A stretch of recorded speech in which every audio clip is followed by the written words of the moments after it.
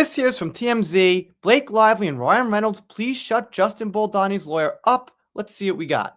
Blake Lively and Ryan Reynolds want a judge to gag Justin Baldoni's lawyer, claiming he's making false statements about the case. The megastars filed a letter in court today, and in it, they asked the court to issue a protective order to stop Baldoni's lawyers, led by Brian Friedman, from engaging in improper conduct, including going on an alleged harassing and retaliatory media campaign against Blake and Ryan. Wait, isn't retaliatory like defending yourself against somebody who's attacking you? Like retaliation? And by the way, the word harassing has lost meaning these days. Here's the thing. There's millions of websites out there and X posts and YouTube videos and things like that. And when they repeat about somebody, that's considered harassment. I wouldn't quite call that harassment.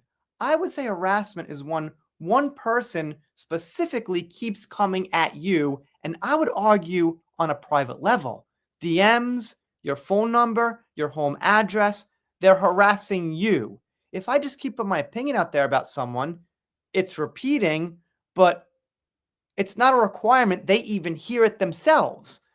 So, in essence, harassment would be something you can't ignore, and they could ignore that stuff. As long as it's not defamation, but we learned that lesson. They say he's violating court rules that stop a lawyer from making statements to the press that are irrelevant to a case and might prejudice the jury. Well, I don't know. That's a slippery slope, man. For example, Amber Heard has a manslaughter charge. It's a fact. It's out there. It happened in Texas. And putting that out in no particular context, even if your intentions are to kind of sway opinion, I don't think you don't have the right to do it because you're not putting out anything there that's violent or threatening. So, yeah, I would say a gag order for documents directly related to the case or that'll be used in court, of course. In it, Blake and Ryan specifically mentioned the release of unedited footage from It Ends With Us filming, which Blake's team claims corroborates to the letter, but we all saw it by now, and it was just them filming the dance, and Justin at times when breaking character looked like he really doesn't even want to talk to Blake so much. Remember, Lively accused Baldoni of not safe for work harassment and engaging in a coordinated effort to destroy her reputation. Baldoni has since filed his own $400 million lawsuit against Lively, accusing her of defamation, civil extortion, and other allegations. Where do they get these numbers from, man? All right, I guess they say 400 million because they know they're not going to get that much, and they'll get more because people will say, you wanted this, we're only going to give you this. And that only going to give you this is going to be a lot anyway. Baldoni's team released the behind-the-scenes footage from the movie to prove he never made harassing comments, while Blake's team pushed back and said Baldoni never discussed or choreographed the intimacy here, and it made her uncomfortable. This is what I said in my last video, is that, like, I don't know the contracts these actors sign, but I'm not sure exactly how much detail they go over every little romantic move and sleight of hand and peck on the cheek or whatever. I'm sure there's some room for reasonable improv if it's related to the scene and what's supposed to be happening with the characters.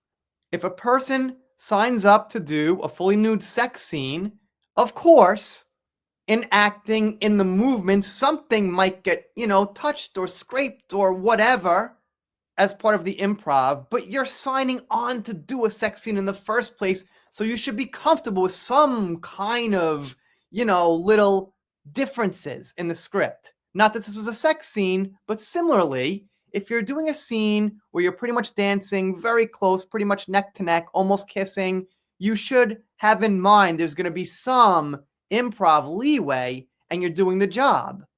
I mean, I guess what I'm trying to say is if you're that super sensitive, then maybe it's not the job for you. It's really not a huge deal. Brian Friedman's been outspoken since taking on Justin as his client, including stopping by TMZ Live to discuss the case in a wide-ranging interview earlier this month, all about smear campaigns in Hollywood.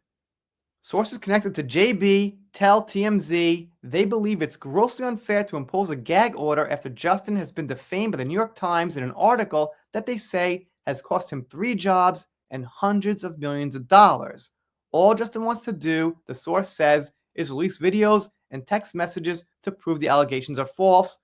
That's a big number, man. Not gonna Google it. I'm always in a rush. But I think only a lot of the biggest actors in the world get up to like the hundreds of millions range. I don't know who this guy was. I'm not saying, I'm the all-knowing power in the universe, but if someone's at that incredible money level, I would have probably heard their name by now. And it continues. The source adds, it's unbelievable that Blake Lively would go on a takedown campaign against Justin and then immediately turn around and say she wants a gag order so that Justin can't defend himself. Yeah, sounds fair to me. So that's the news. I would say if nobody can say anything, maybe that would be fair, but it's too late. She already said stuff, so she kind of started it. Let me know what you think in the comments. By the way, before you go, I got a PayPal if you feel like donating. If you don't, that's cool too. Maybe just subscribe. But if you don't subscribe, I'll be sad, but I'll get over it. See you next time. Blake Lively and Riled Reynolds. There we fucking go again. It's like a tongue twister name there. Fucking hell, man. Take 2, 3, I don't even know. Blake Lively and Ryan Reynolds. Yeah, there we go. This is gonna be a whole video. I can't even get the outtake right? Whole video, guys. Ryan Reynolds for like 5 minutes. Please subscribe. Thank you.